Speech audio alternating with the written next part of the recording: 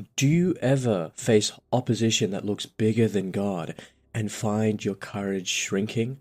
Notice this.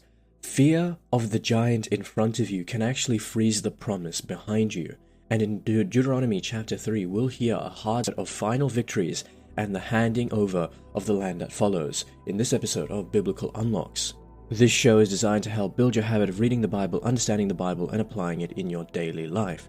If you enjoy episodes like this, please consider following and rating the show. It's free, it helps me out a lot, and you can always change your mind later. Now, let's get a little bit of context into the chapter.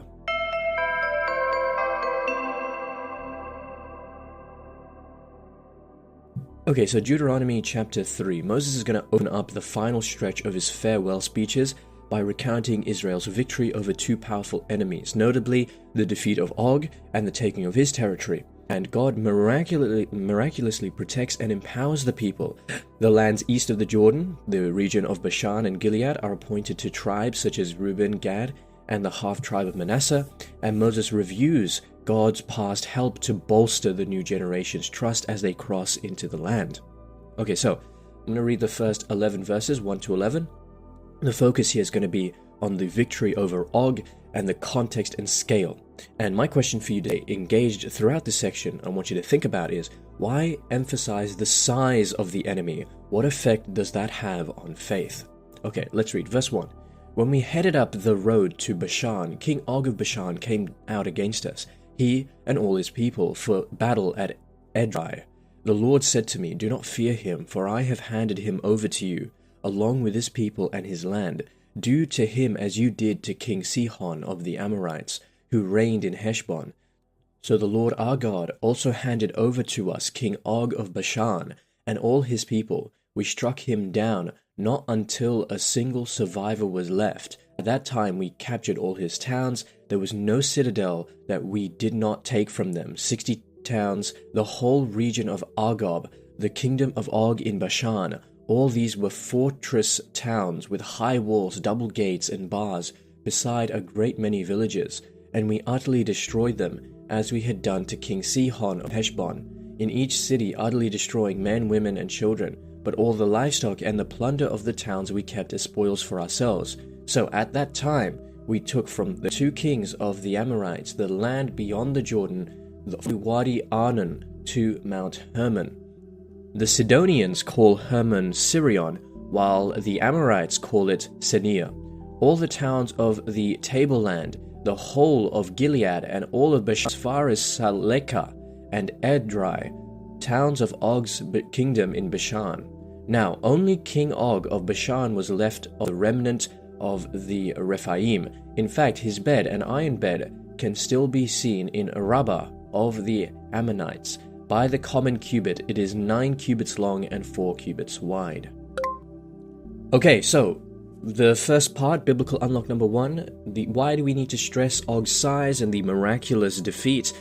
All this is doing is highlighting Og's enormous bedrock of fear, his iron bed, the 100 strong cities, right? It dramatizes God's power to overturn natural intimidation. The bigger the threat, right, the clearer the testimony. God fights for his people, and the narrative invites listeners and readers to replace calculation, we're too small, the enemy is too big, with memory of God's demonstrated help. Practically, when you feel dwarfed by problems, you need to rehearse specific past deliverances that show God acts against overwhelming idols and overwhelming odds. Don't tell God how big your problems are. Tell your problems how big your God is. Okay, let's go through verses 12 to 20. This is going to be the division of, or the distribution of Og's land to the tribes, and we're going to see how God transforms conquest into communal provision and stability. Verse 12, "As for the land that we took possession of at that time, I gave to the Reubenites and Gadites the territory north of Aroer, that is on the edge of the Wadi Arnon, as well as half the hill country of Gilead with its towns. And I gave the half-tribe of Manasseh, the rest of Gilead, and all of Bashan, Og's kingdom, the whole region of Argob, all that portion of Bashan used to be called a land of Rephaim.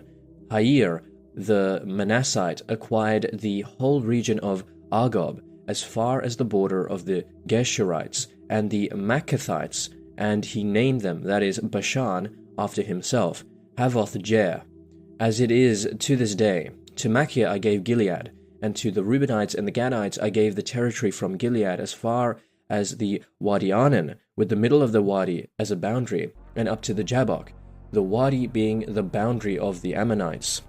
The Arabah also, with the Jordan and its banks from Chinnereth down to the Sea of Arabah, with the Dead Sea, with the lower slopes of Pisgah on the east. At that time I charged you as follows: Although the Lord your God has given you this land to occupy, all your troops shall cross over, armed as the vanguard of your Israelite king. Only your wives, your children, and your livestock, I know that you have much livestock, shall stay behind in the towns that I have given you.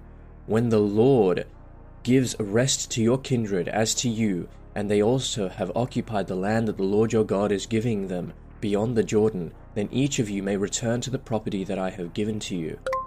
Alright, biblical unlock number 2. What's the theological point of parceling conquered land to specific tribes?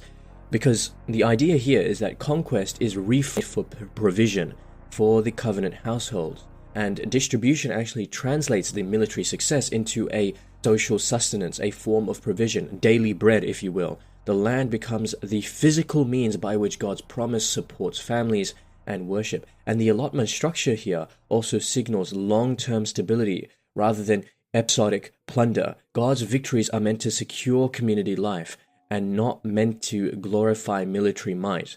Remember, God desires all people to be saved and to come to the knowledge of the truth. So dispossessing a land is actually a form of sadness, because whilst it is a part of God's plan, he hopes that people turn from their wicked ways instead of being conquered.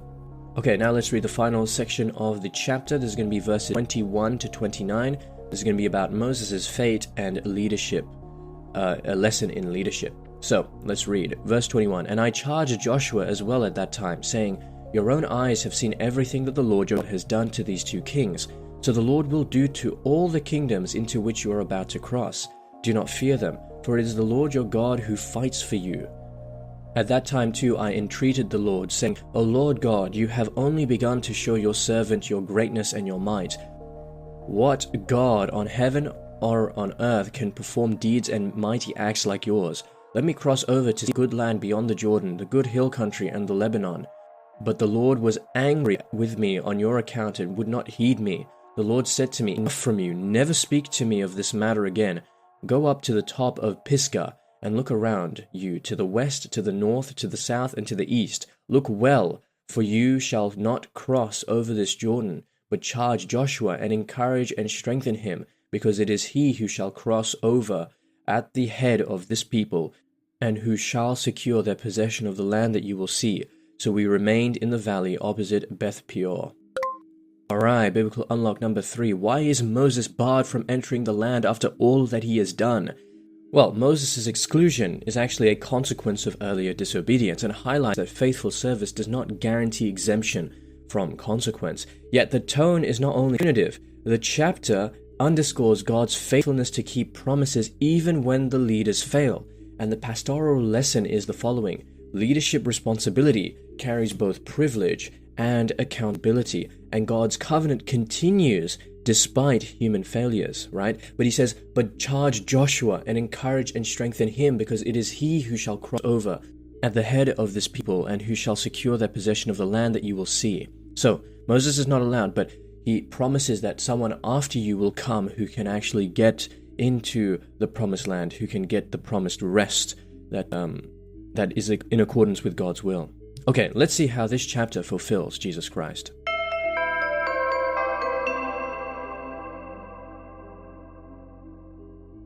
So the interesting thing about this chapter is it's got two twin movements: God's decisive victory over seemingly insurmountable foes, and the careful handing on of inheritance.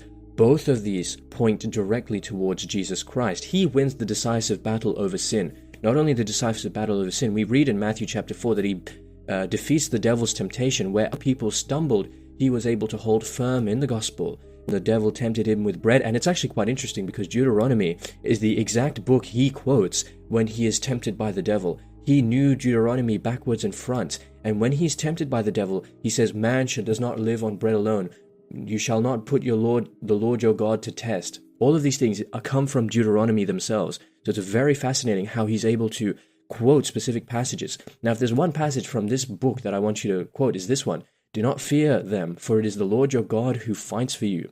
Deuteronomy chapter 3, verse 22. Very important there. So he's able to win the decisive battle over sin. And what does he do? He secures an inheritance for God's people, right? The inheritance for God's people that he secures is the kingdom of heaven, right?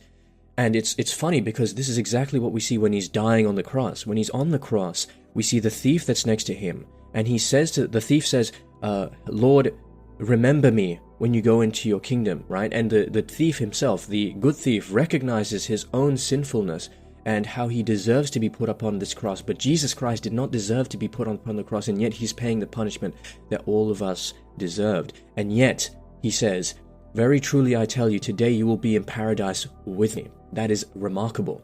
And it shows that he secures an inheritance for his people. He secures their abode in heaven. And he even says that there are many rooms in my Father's house. If this was not so, I would not tell you like that. So there's many rooms in his Father's house. Many people can enter the kingdom of heaven. However, very few choose the path along the narrow road.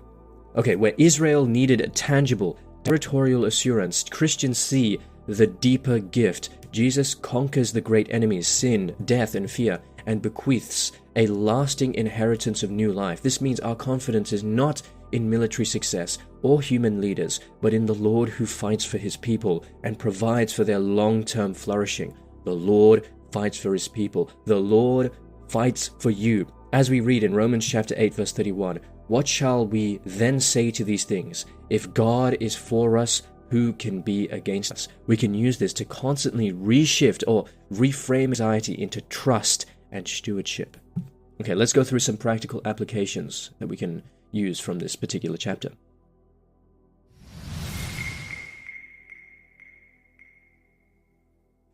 Okay, it's important to list 2 specific moments where God has actually provided for you unexpectedly in your life or in your community. Read them aloud, then pick one fear that you'll face this week and name it aloud. Why God's past help gives you courage to act, exactly in the same way that Moses lists the previous events throughout Israel's history and how that is the memory or the remembrance that we need to remember, the great things that God has done in our own lives. And I want to give you a steward step as well. If you lead a team or family, I want you to identify one recent success plan, how to convert that success into something more sustainable. For example, if you saw a success in training, how can you make this more sustainable? How can you train more people? If you saw success in a budget line or a shared plan, how can that benefit the wider community?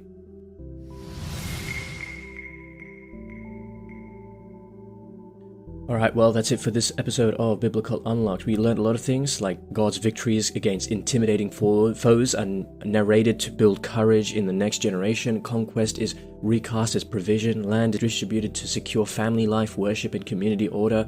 And leadership carries consequences. Moses' exclusion teaches us that even leaders, the greatest of leaders, have accountability, and yet God's promises persist beyond human failure.